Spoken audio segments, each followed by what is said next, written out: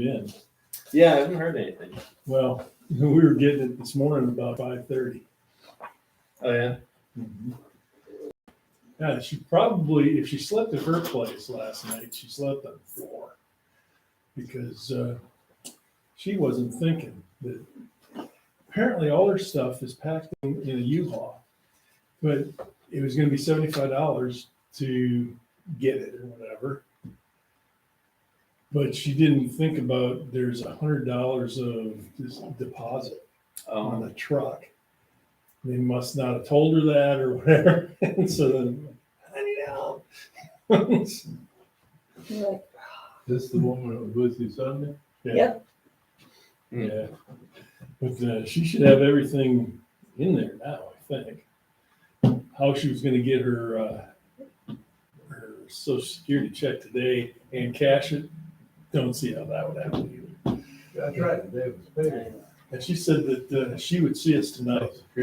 And I'm like, okay, how's she going to get over here? Interesting. Since we're all in the Bible The only class. thing I was thinking of is her calling you because she has my phone number and she knows I'm at work. You know, it's, but can you come pick me up? Yeah.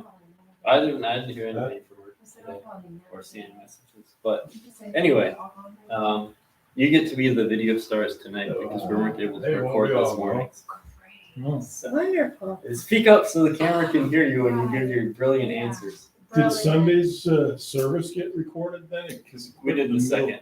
Lance stuck around and did the second one. Oh, okay. So, yeah. But, yeah, Chris put a new camera up there, but I don't think it's completely connected. Either that or it is, and I just don't know how to work it.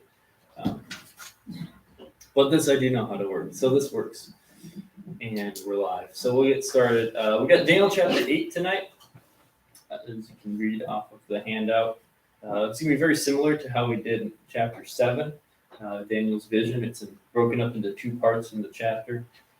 First, what he sees, and we'll try to break down the details, and I'll try to confuse you as much as possible by saying, what are these details? What is this? What do you think this is? And you might say something, and I'll say, that's a good thought, but that's not what's going on here. Happened a couple times this morning. I'll try to avoid that as much as possible. And then we'll read the second half, kind of flip to the back of the page and try to make sense of all of it. Because when you get to the end, it does make sense. So I'll give this encouragement just based off of how this morning went. For the first part, just kind of focus on like picking apart the details so that when you get to the second part, you can think back and say, oh yeah, here were the list of things and here's what it represents, without trying to guess ahead, because there's so much in the second half that becomes clear that just wait for it. So why don't we open with prayer and then we'll get into it and it will go great. Dear Lord Jesus, we thank you for gathering us here around your word. We ask that you would help us as we study this section of Daniel to give us understanding, to help us to grow in our faith and trust in you, and to take away the lesson and plant it deeply in our heart about what we can learn of how you guide us in our lives in this world that is often chaotic and filled with so much going on that we have no control over. In Jesus' name we pray. Amen. So we'll read Daniel chapter 8, verse 1 through 14 to begin with. In the third year of King Belshazzar's reign, I, Daniel, had a vision, after the one that had already appeared to me. In my vision, I saw myself in the citadel of Susa in the province of Elam. In the vision, I was beside the Ulai Canal. I looked up, and there before me was a ram with 2 horns standing beside the canal, and the horns were long. One of the horns was longer than the other, but grew up later. I watched the ram as he charged toward the west and the north and the south. No animal could stand against him, and none could rescue from his power. He did as he pleased and became great. As I was thinking about this, suddenly a goat with a prominent horn between his eyes came from the west, crossing the whole earth without touching the ground. He came toward the 2-horned ram I had seen standing beside the canal and charged at him in a great rage. I saw him attack the ram furiously, striking the ram and shattering his 2 horns. The ram was powerless to stand against him. The goat knocked him to the ground and trampled on him, and none could rescue the ram from his power. The goat became very great, but at the height of his power, his large horn was broken off, and in its place 4 prominent horns grew up toward the 4 winds of heaven. Out of one of them came another horn, which started small, but grew in power to the south and to the east and toward the beautiful land. It grew until it reached the host of the heavens, and it threw some of the starry host down to the earth and trampled on them. It set itself up to be as great as the prince of the host. It took away the daily sacrifice from him, and the place of his sanctuary was brought low. Because of rebellion, the hosts of the saints and the daily sacrifice were given over to it. It prospered in everything it did, and truth was thrown to the ground. Then I heard a holy one speaking, and another holy one said to him, "How long will it take for the vision to be fulfilled? The vision concerning the daily sacrifice, the rebellion that causes desolation, and the surrender of the sanctuary and of the host that will be trampled underfoot." He said to me, "It will take 2,300 evenings and mornings. Then the sanctuary will be reconsecrated." And we'll stop there for now. So, first of all, where are we in the timeline of history in Daniel now? So as we start out, it tells us what year this is that's happening.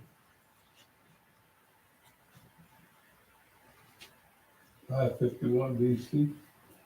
So that's very specific. Third year of King Belshazzar, which, how does that relate to the previous vision? How does it relate to the other things we've read in Daniel so far? Well, it precedes the events in chapter 5. Yeah, so it's still before chapter 5, and like Daniel said, this one came after his vision that he had in chapter 7. So 2 years later? Yeah, because it was the first year in chapter 7. This is 2 years later. So, like I said, it's still happening in that time with Belshazzar, and before what happens in chapter 5, where the kingdom is overrun and the Medes and Persians come in.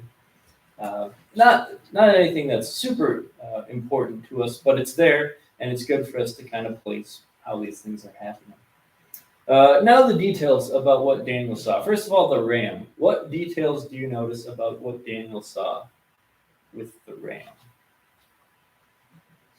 He had 2 very big horns, So the ram had 2 horns. but one of them started small and got bigger. Yeah, so one started out as a larger horn than the other. What else do you notice about the ram? Well, he charges to the west and to the north and the south. Yeah, so the directions are notable there. 3 of the 4 cardinal directions, northwest and south. And then I'd say there's one other thing, at least one other thing that's kind of unique about what's going on.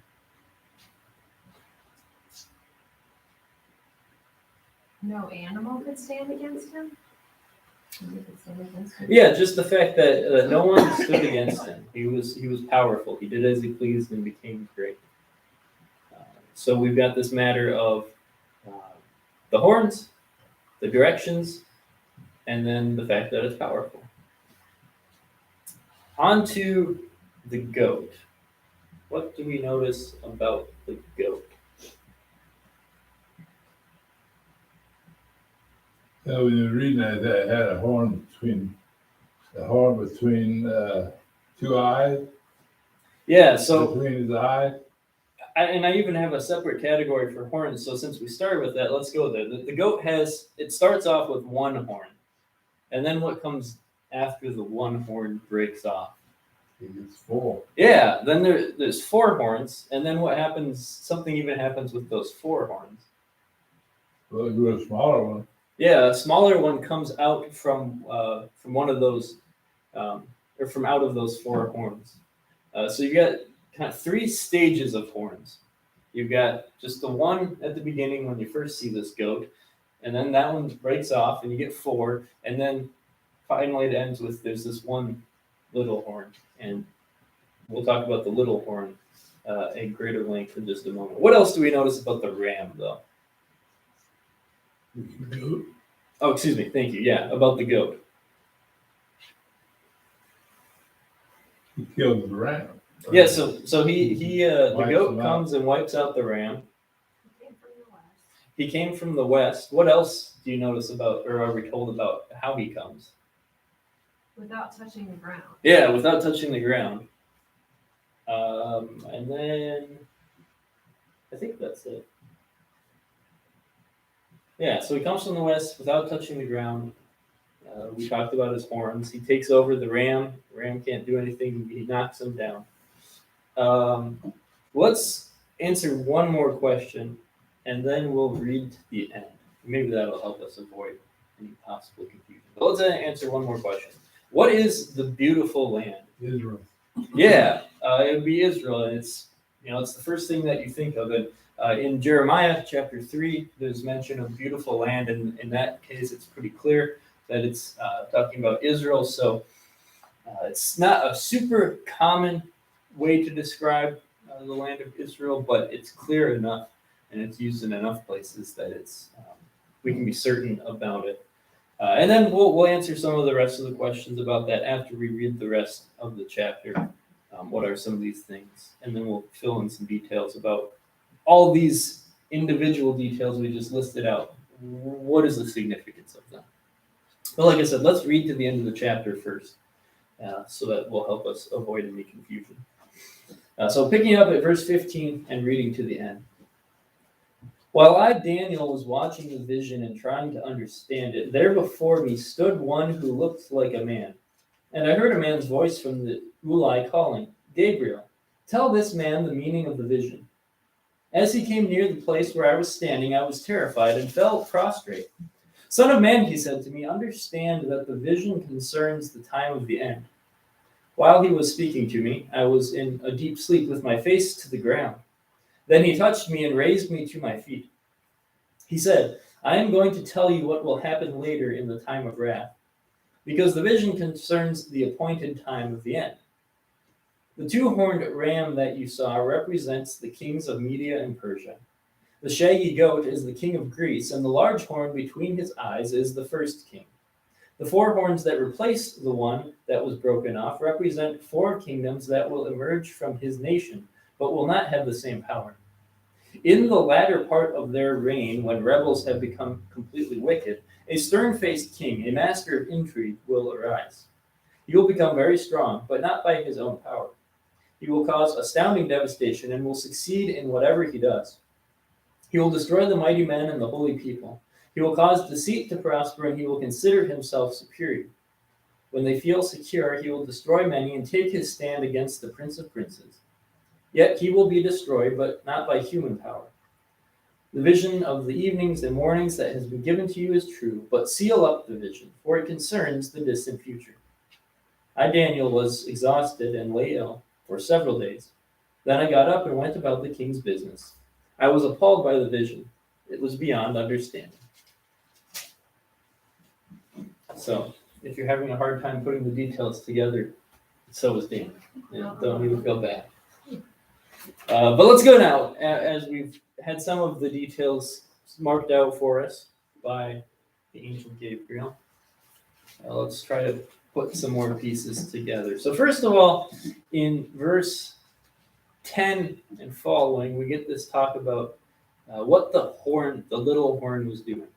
The little horn grew until it reached the host of the heavens, and it threw down some of the starry host to the earth and trampled on them. It set itself up to be as great as the prince of the host, and took away the daily sacrifice from him, and the place of his sanctuary was brought low. So as you hear that, as we read through it, I ask it this way: what can we very well understand the starry host to represent? When you hear it presented that way, that this horn is, acting against the starry host, and you hear about the prince of the starry host, what kind of thoughts come into your mind about who these people are? Believers? Yeah, because in the note it says that. I would have thought it had been some of the angels or something. Yeah, so, But that's as believers. and maybe this is a good place, and I don't know that I did this well with the group in the first, in the morning, but it's a good place to take a step back when you're looking at something which is complex and it is a vision and it's revelation, and to say that just because the imagery is vivid and it's so crazy in some ways, right? Like here's this goat, but then it's got one horn, then four horns, and then we're like talking about the sky, that we don't have to jump, in some ways, like jump to the conclusions of saying like this has to be some crazy spiritual thing that I just can't understand. Because what's the framework of this? We're talking about history that, well, for us, we're looking back on it. For Daniel, he's in this chapter, just before it. It's kind of at the precipice of it. It's about to start with his last vision. He was already in the midst of it because the vision started with Babylon. But this one, especially in chapter 8, and we'll talk about it a little bit more, but there is a very defined timeline as to what we're talking about in chapter 8. In chapter 7, we talked a little bit about how at the end, there's some things that make us or indicate to us that we're talking about things all the way up to Judgment Day. And specifically in chapter 7, when we hear about the Son of Man being, given the kingdom and being enthroned. Well, when does the Son of Man get exalted? No, it's not until the end times. We talk about Jesus' ascension. He's there, seated at the right hand of God. And if we want to talk about him exercising that authority, we could even say that's bringing us to Judgment Day. But here in chapter 8, there is no talk about the Son of Man's throne or his reign or anything like that. Really, the only time we interact with God is probably when the voice tells Gabriel to explain the meaning to Daniel. Otherwise, all of this is taking place within a pretty well defined timeline. For Daniel, it wouldn't have been as well defined because he, it hadn't happened yet. For him, these things were all coming, but for us, we're looking back at all of them. So that just helps us frame some of these things. But back to our question that we're talking about currently. Who do we understand the starry host to represent? And Myron said believers. And I would say correct. And specifically, believers of that time. Because we're not talking about someone who's in existence now or throughout time. We're talking about a time and place of history. Yeah, so the believers, it's still the correct answer, but it's the believers who were in Israel that we're going to experience the effects of this little horn, which we'll talk more about in just a moment.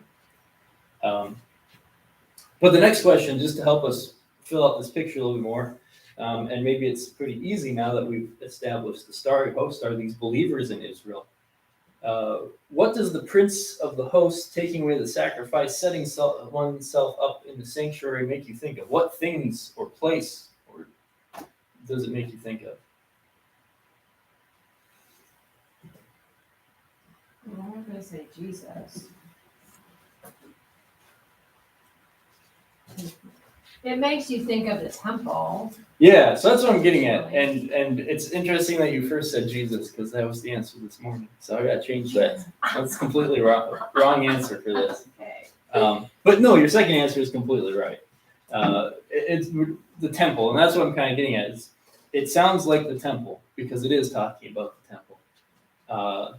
The reason, it sounds so much like Jesus because of everything that we know about him replacing temple worship. Yeah. But here's another good lesson on context, right? What are we talking about? We're talking about what the horn does. True. And what does he first do? Casts down these stars and tramples on them. And unless the stars are something evil, Jesus isn't the one that's trampling on anything like that. So there's a place for us to understand that even when things sound like something else, it doesn't necessarily have to apply that way right here. This isn't talking about the Antichrist. And that's a good. That's what it looks like to me. Yeah. So we talked about in chapter 7 how there might be some hints of this is more than just rulers in these ancient times. It goes up later into Antichrist. But here we would say, while it sounds very much like Antichrist, that we're talking about a time period that begins and ends before the Antichrist appears.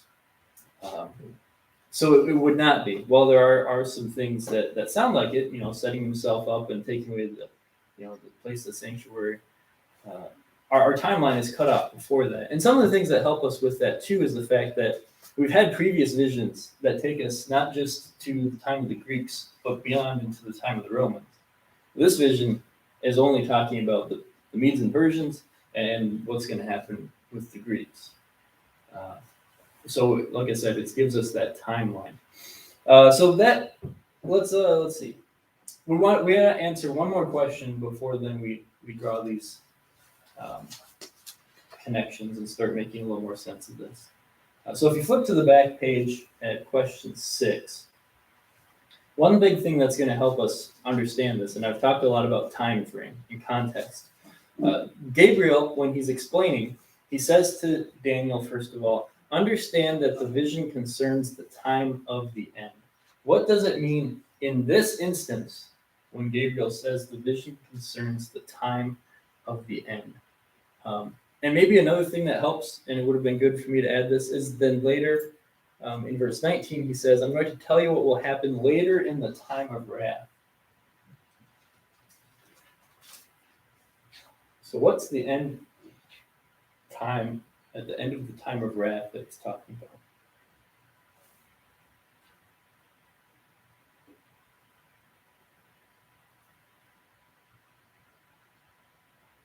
Well, the end of time would be Judgment Day, wouldn't it? So that's what we first generally think of when we think of end times. This is maybe the end End of of the Jerusalem. temple. So not the end of the temple, but closer to that. We're talking the end of Israel's exile time, the end of the wrath on them. So, I mean, when you say end of times, the first thing that we go to is, well, that's talking about everything leading up to Judgment Day. But again, what we have here in this one specific chapter is a narrower window. And like what you said, Terry, it would make sense, right? We're talking about this temple being destroyed, the sacrifice being stopped. We'll expand more on that in a moment. I was looking at a note in here and said something about a pagan altar. Yeah, so we'll get to that in just a moment. What we're talking about here is going to really frame our discussion at the end of this session, where we talk about what's the purpose of this vision, even more specifically than the last vision we had. But we've got that now. We're talking about very specifically from Daniel's time, what's going to happen very soon when the Medes and Persians take over, and then the Greeks are going to take over, and we'll see that it's that one king followed by the 4 kings followed by another guy, and then at that time there's going to be the end of the wrath of God on the Israelites for that time being. So we'll skip over the what do we know about Gabriel question for a moment. We'll come back to it after what details are revealed in the interpretation of each of the following. So first of all, who is the ram? Just to make it be clear again. Who is the ram? Medes and the Persians. Yeah, ram is the Medes and the Persians. And that helps us understand why one horn is longer than the other. The Medes and Persians are 2 people groups, 1 empire, but the Persians were kind of the preeminent group of those 2. But as they become 1 empire and really operate as 1 empire right from the beginning, they're indistinguishable, and that's why there's just one ram. One ram. The other thing that we noticed about the ram was that no animal could stand against him, right? There was power, and that tells us about how the Medes and Persians take over these things and they rule it all. And then the directions, right? North, west, and south. Well, the Medes and Persians never really pushed into what was the east, right? What was established already with Babylon as the eastern border, they didn't go really past that. Not in the same way that Alexander did when Greece came around. So it fits in with that. Every detail there fits in with what we know really did happen with the Medes and Persians. So that's the ram. Not a whole lot there to talk about. And then the goat. Who is the goat? Greece. Yeah, so it starts out with the king of Greece. The large horn between his eyes is the first king. So as we think about some of the details with it, he comes from the west. Well, that makes sense because that's where Greece is relative to Daniel and Babylon. Greece is in the west. He comes without touching the ground. What is that? What would you say that would represent? By water? Yes, airplane. We have an airplane. He did have to cross over water, but what? Think about this. It's supposed to be like descriptive imagery. But what kind of thought about somebody traveling not by But touching they're the land? fast. Yeah, they're fast. If you are flying, it generally goes faster, not just because you don't have any resistance, whether it be friction or whether it be obstacles or anything. And then now think about Greece. Well, Alexander took over everything in span of 2-3 years, amassed the largest empire. That certainly fits in as well. Terry, you look like you had something to I say. was just gonna try to be funny. It sounds like a unicorn, because, one horn. Yeah, that's what I thought. Yeah, too, the it's one like, horn. okay, this thing's like magic and fun. It does. It does almost sound like a unicorn. Well, But you have to understand too, then it's got 4 horns all of a sudden. So we're not exactly dealing with Yeah. a real thing either. Gene? With these descriptions, it did cross my mind that how can you tell it's a ram? How can you tell it's a goat? I mean, with all these crazy horns and things, I'm thinking, is it an antelope? Or, I mean, it's kind of interesting, but. It's interesting too because in the first part you just hear it's a goat, and then the second part you get shaggy goat. And if you've ever seen rams and goats, like the differences between them are obvious in that way. Is that first king, is that Alexander the Great then? Yeah. So the first horn, that single horn, would be Alexander, the Greek king who comes and conquers everything swiftly. In the vision, he bashes down that ram, and the ram is helpless. That's how he took over the Persians. And then, so then following after him, there's 4 horns, which, as the angel says, are the ones who replace the 4 kingdoms that replace Alexander. So after Alexander's death, the breaking off of the horn, there were 4 kingdoms. There was, somebody read it from their note. I didn't remember them off the top of my head. I don't have it here, but it was the region of Egypt. There was the region of Turkey, of Egypt Minor. There was the region like in the north, Syria, and then the region to the east in Babylon, where they broke off into the 4. So there were 4 rulers who took over after Alexander. And then comes the little horn, which, starting at verse 23, tells us in the latter part of their reign, so toward the end of when there's these 4 kingdoms, then arises a particular king who will be of note. A stern-faced king, a master of intrigue. He'll become strong, but not by his own power. And then he will cause astounding devastation and succeed in whatever he does. He will destroy the mighty men and the holy people. And now think back to the first half, where we're talking about casting down the host of heaven, and we're talking about the beautiful land, and we're talking about the temple. The reason, or the big reason why this last king, this little horn, is so notable is because he interacts directly with Israel, which is the land of God's chosen people.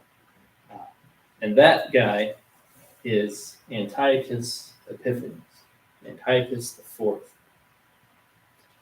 who was noted for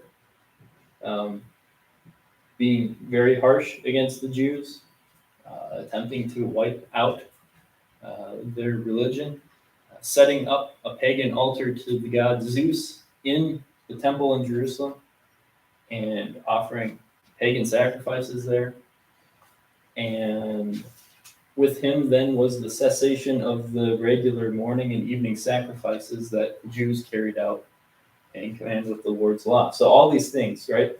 Trampling down some of the starry host of God's people and setting himself up as great and taking away the daily sacrifice and desecrating the sanctuary. All those things he did.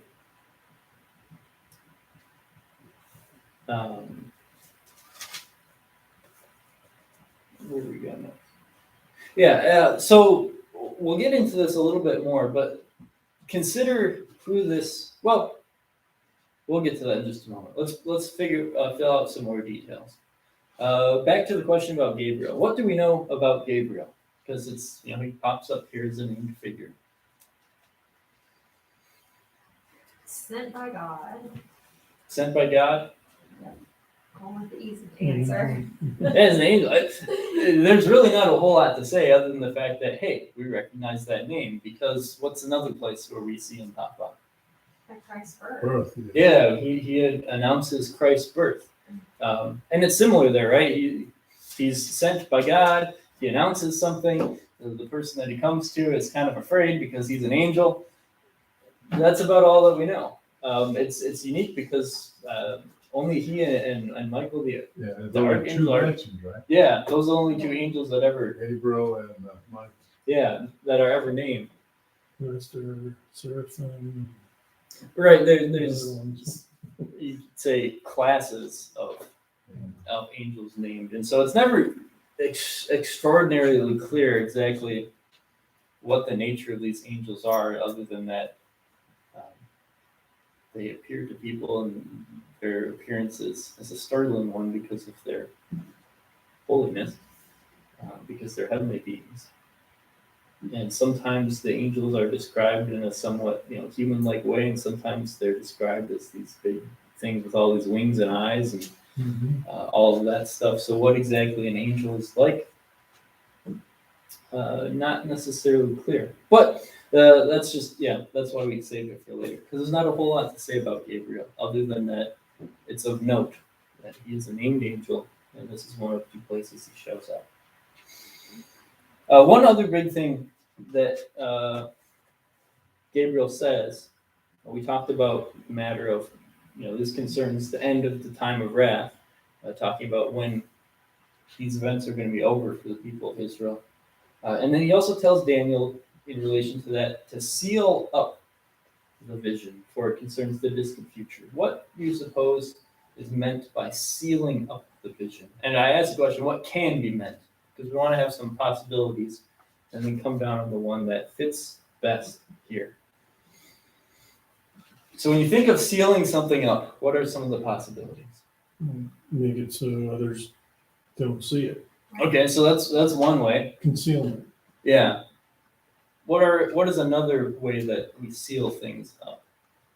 What about a time capsule? Yeah, maybe? see it before. Yeah. So out of those two, which seems to fit better here? Time capsule. Yeah, I would. Makes a lot of sense. Yeah. The example I used this morning was not time capsule, which sounds very fitting and stately, but I said Tupperware, right? You have leftovers, you put it in there so that it doesn't go bad, and so that you have it in a safe and secure spot. But time capsule sounds a lot nicer, a lot more official, and probably fits better. Is there an EM capsule? CESUL. Yeah. But Terry, I'll let you speak. You said it fits really well, that use. Well, why do you say that? Because you're correct. Well, I'm thinking that the people that are in exile are having 70 years of bad times, but then in the end, all this bad stuff's going to happen, but God's going to win in the end. Yeah. So You'll see that when they open up the time capsule and look at it. right. So to what extent is it meant that you put it away for 10, 15, 20, what the time limit on it is, like the time capsule? It's not clear, but it's the same intent, and you say it very well, that the people of the exile, because remember, Daniel is exiled among the earliest of the exiles. There weren't a lot of them, and it's very possible that at this time, well, let's see, Belshazzar's in time, so there would have been the exile under all the people under Nebuchadnezzar already, and so as these fresh exiles are there, relatively fresh, they're wondering how long are we going to be in exile? How many bad things are going to happen? And what does the future hold for us? And so in many ways, the theme is the same as what we've been saying throughout Daniel, that this is about God still being in control when it looks like he's not in control. We'll talk about that more as our last question. So he's able to still share the vision with them so that they know the hope of that God's going to take care of them, but after he shares it with the people, then seal it, like write it down and seal it up so they can prove that these things actually do happen because they know that it's truly the true God's giving him the vision. That would be part of it, but more so, right at this moment where he's receiving it, seal it so that it's something that you save and that it stays with you. Again, I like the Tupperware example, right? Like you're being given this right now as fresh food, but we want it to be preserved so that as it all plays out, it can be used at the appropriate time for people to see. Here's God telling you this was going to happen, and why it happened, and when it will come to an end. If that makes sense to you. Okay.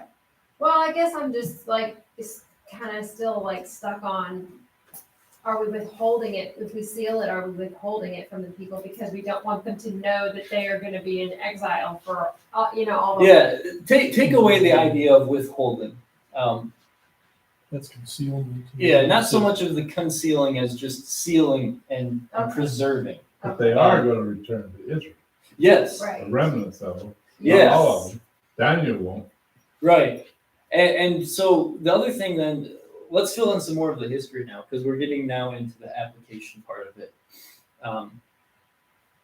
And it fits in with this. The remnant is going to come back before all of this stuff is done, because the remnant comes back under Cyrus.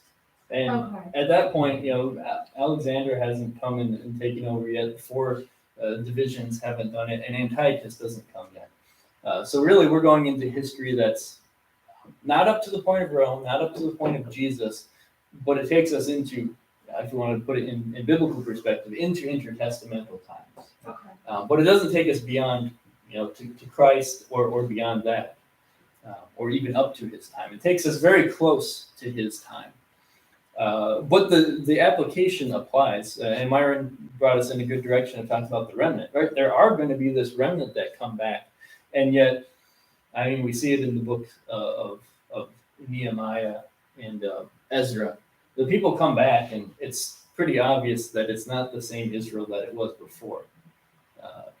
We gotta build everything back. Right, they gotta build it back. They don't build it back right away. They need the They extra build it in the wrong order. encouragement. Yeah, they build it in the wrong order. The temple that they build is nowhere near as grand as Solomon's temple was.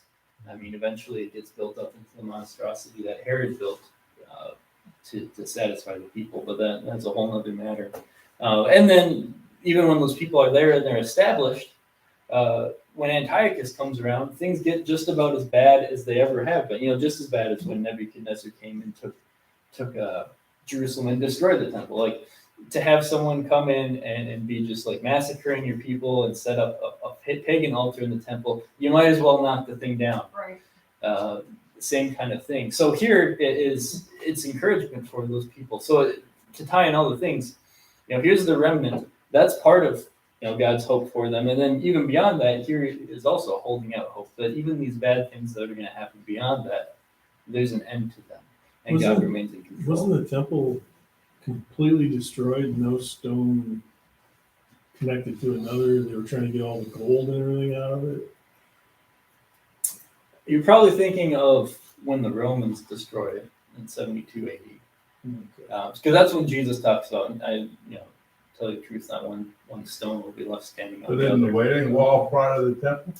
The Wailing Wall is, they believe it's part of the, what would it be, like the Western Wall of the temple. Western So, it likely is part of that, but it doesn't take away from, saying not one stone left on top of it. There isn't, for all intents and purposes, no temple left. Yeah. What you've got are some stones just sitting there. All the precious stuff, all the sacred stuff was all removed. Yeah. They get it back again from Cyrus. That's down the road a bit, yeah. Right. So At this point, yeah. At this point, the remnant hasn't even come back. But then, even understanding that the remnant is going to have to undergo some pretty horrible things, and yet, what does it say? There's an end of the wrath, and that's the big thing that we want to talk about here at the end. And we discuss it. What purpose does the vision serve for the initial audience of the book of Daniel? the initial audience and any successive audiences that are taking place up until these events are over. What's the big emphasis?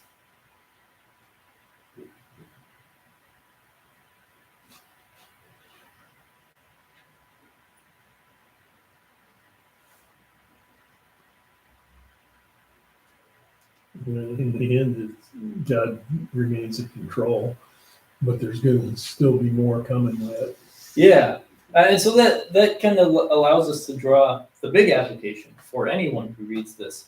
And maybe we frame it by saying this first of all: what questions do people often ask when they are suffering? When is it gonna end? Yeah, so that's a big one. And what's the answer to that question here?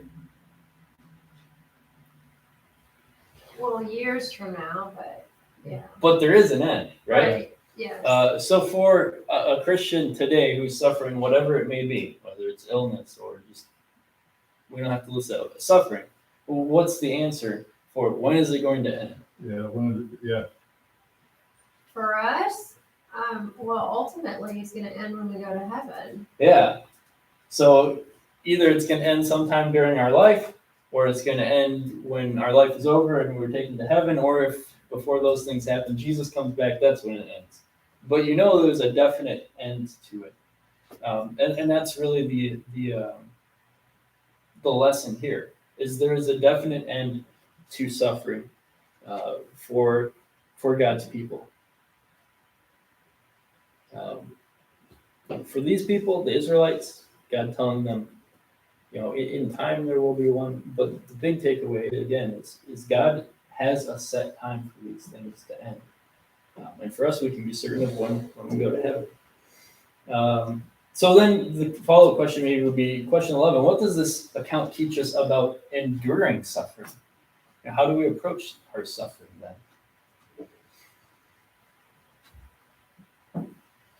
We all know that it's gonna end. And I mean, you do learn from your suffering, and you do learn to rely on God to help you through it. Yeah. Any other? Prayer, yeah, definitely prayer is one, and we'll see that's a good transition, a little tease of what we'll do next time in chapter 9. Daniel prays after hearing about, it's a little bit later, but he hears about what's going to happen to Jerusalem being destroyed and everything, and he prays. We'll look at that in more detail next time. But that's his prayer about the destruction, how long the exile is going to last. And then one more question on this matter of suffering and what we can take away from this lesson. What lessons are there in this account for people who suffer not because of their own actions, but because of others? And I ask that because you can think about Daniel. We hear time and time again in the prophets leading up to and during the times of the exile, just how bad the condition was in Israel. Right? They didn't worship God. They just went through the motions. They worshipped a bunch of false gods. They weren't very good citizens. They didn't take care of their poor. They weren't kind to one another, even among families. Like the moral fabric of Israel was just about as far deteriorated as it could be, both spiritually and then the fruits of faith, which is natural. If you don't have faith, the fruits of faith aren't going to be there. And yet, Daniel, faithful worshiper. His friends, faithful worshiper, no doubt. Other people, faithful worshipers as well. And yet, what did they have to undergo? They had to undergo all the same suffering that the people who brought it on them did. So what are the takeaways in general for people who suffered, you might say, not because of anything they did?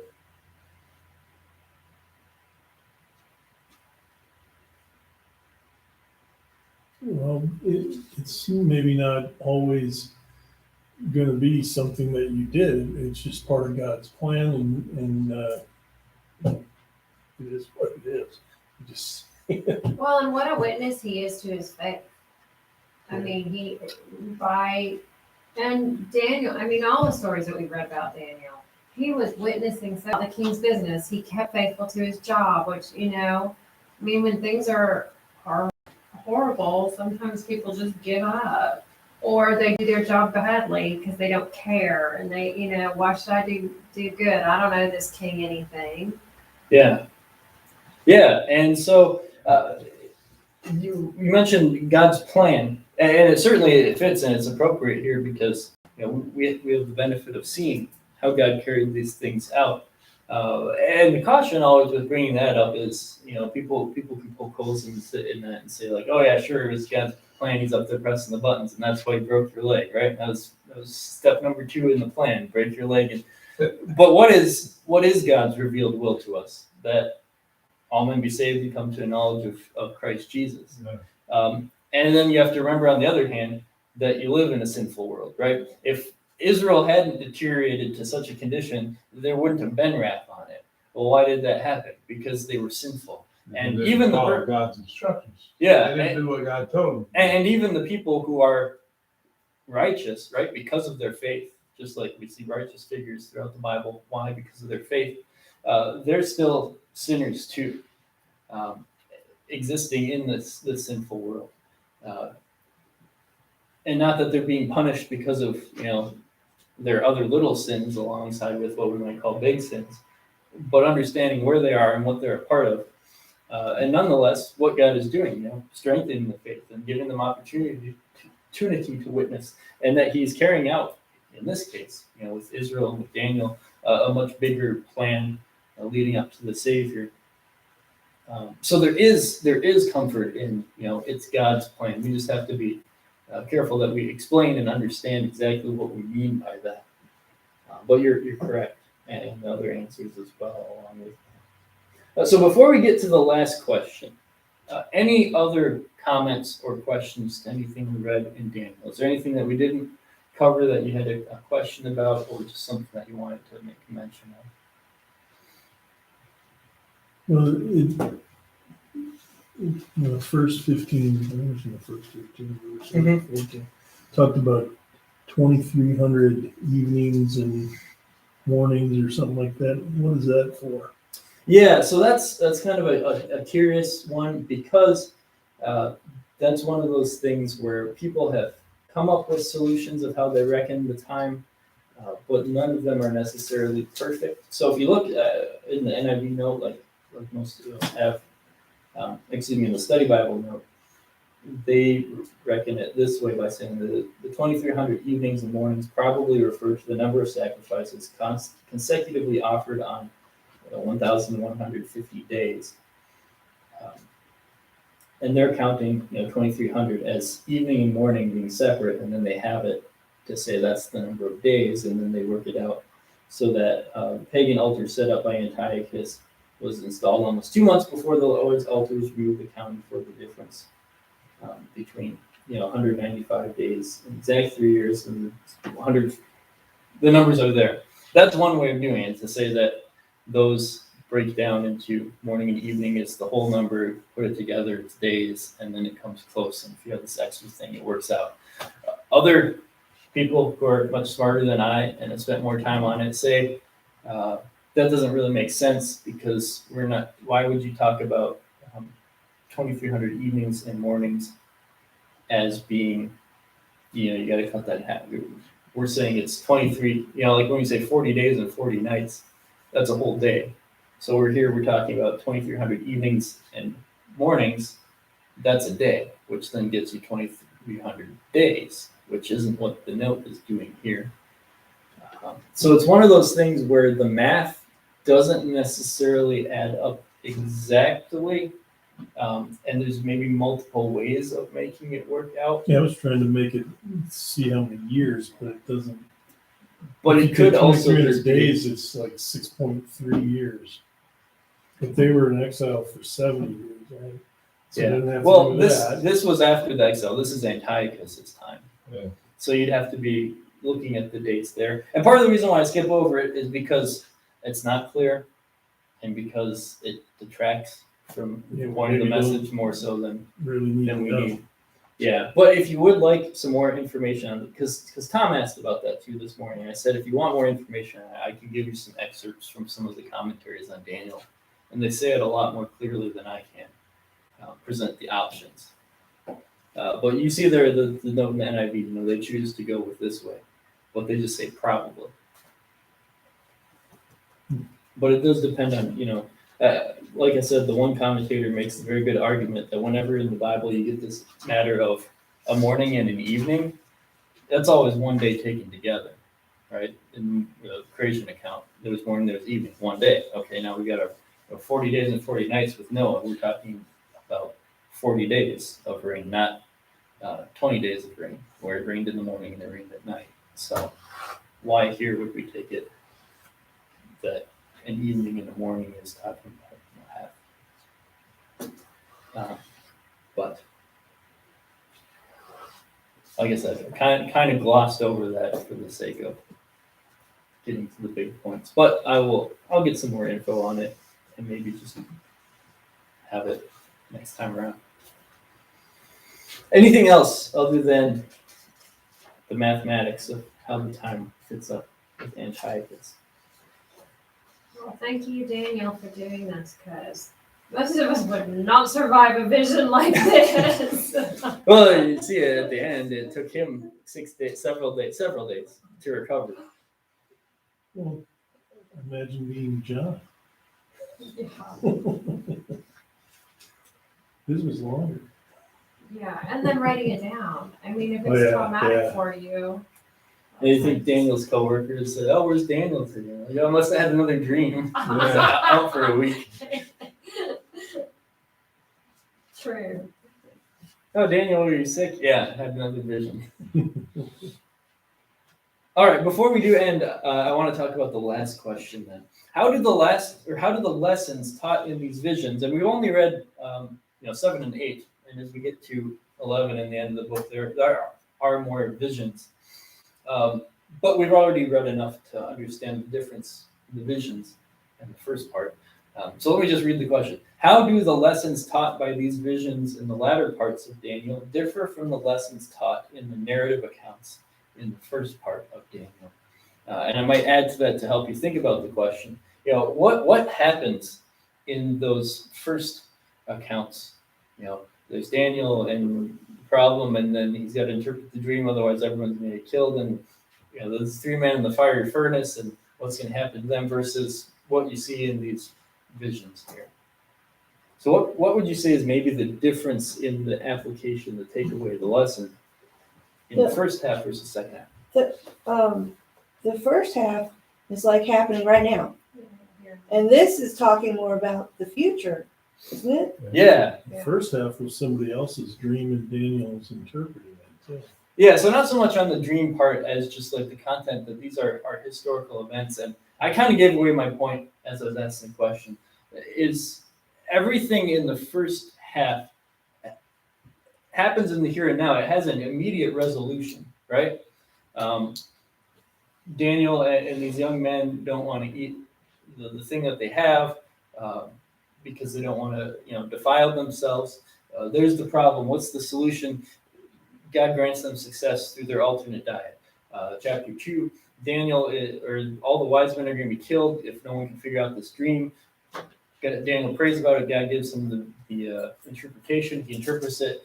The wise men are spared. Daniel's exalted, and his friends are given high positions along with him. Then the 3 men in the fiery furnace. What's the problem? Oh, they're going to be thrown in the fiery furnace. God provides an immediate solution for them. Same thing with Daniel in the lion's den. So we see this theme of here is a force opposing God's people, and God is strong to save, and He's able to give a rescue. As we get into the visions, it's not the same. Here's a bigger problem on a bigger scale that's not just affecting individuals, but the entirety of God's church, believers, His people, and it's going to be drawn out over a long period of time. And there's not going to be this immediate, here's God, and all of a sudden a miracle, He rescues you.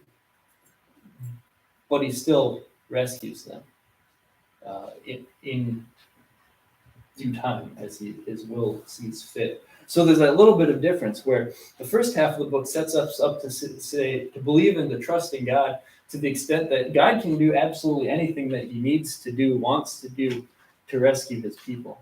The second half tells us it's not necessarily always going to be a miraculous immediate thing. Not that he can't, not that he refuses to do so, but even in that point, those situations, we still trust in him, knowing that he's got the end point for us, like we said, whether it's a specific time in history, whether it's when he takes us to heaven, or whether it's when Christ comes back. Whichever one of those three hits first that God sees fit to have happen. So it's really the same thing, but two different, a very well-rounded view of what our trust in God should be like. Yeah, he absolutely can intervene immediately, but maybe he won't, and it doesn't make him any less in control of the situation.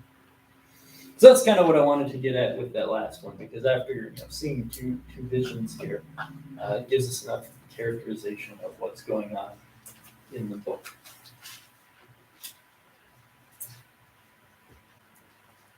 And now I'll ask any last questions. Well, I was thinking, and I suppose it probably was a little bit covered already, but just as far as rescuing people in the future, just knowing what's going to happen has got to give them some comfort to get them through all this. It's not, so there's almost a little bit of rescuing happening right then. Definitely. And you got to wonder if Daniel he's out of work for how many days before he goes back to the king's business? And Belshazzar didn't know Daniel could interpret his dream. The queen had to tell him. I'm thinking.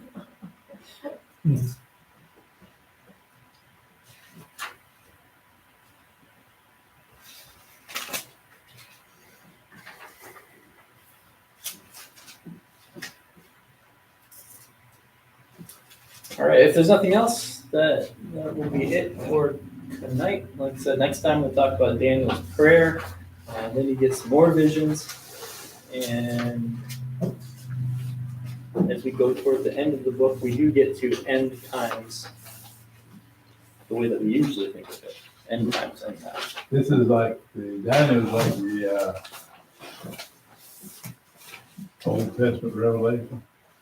Yeah, in terms of how much vision and imagery there is, yeah, Daniel is only rival in extent is Revelation. Yeah, you get a little bit in Ezekiel. First of all, the vision of God, and then the temple at the end, which is clearly not the actual temple that they build when they come back from exile, but a picture of heaven. Yeah. But yeah, Daniel has much more. All right, let's close with prayer. Dear Lord Jesus, we thank you for all the mysteries that you've revealed in your word, and for the ways that you continually help us to understand them through opportunities like this to study the word with one another, and knowing that you are here with us, guiding us through it. We also pray especially for those Christians around the world who may face persecution like those we hear about in your word in a much more real and tangible way than the persecutions we currently face. We ask that you give those people strength, that you would spare them from any harm if it be your will, but mostly that you keep them steadfast in the faith that equips them for these exact type of moments, and that you bring us all to that banquet feast in heaven, where we may enjoy a perfect union and fellowship together with you. In your name we pray. Amen.